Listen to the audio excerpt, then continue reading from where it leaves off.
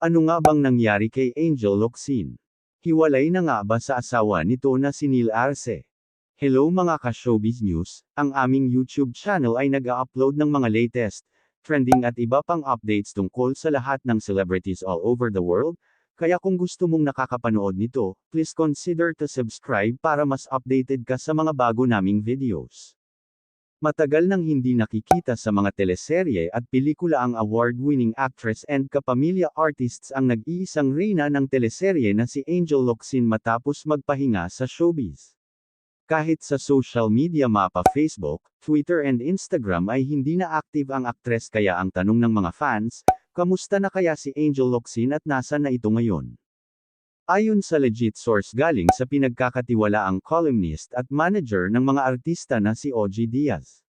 Tinawagan nito ang source para makamusta si Angel Locsin, aniya, nagpapahinga lang si Angel Locsin sa bahay at ini-enjoy ang pagiging may bahay at asawa.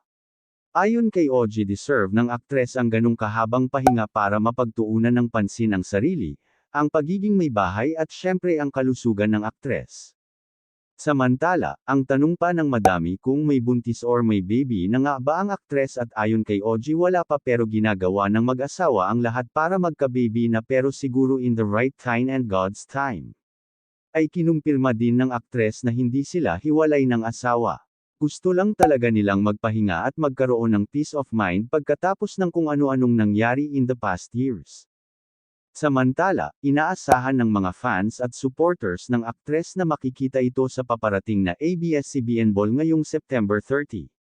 Isa kasi nag-aktres sa inaabangan ng mga kapamilya fans pagdating sa kasautan.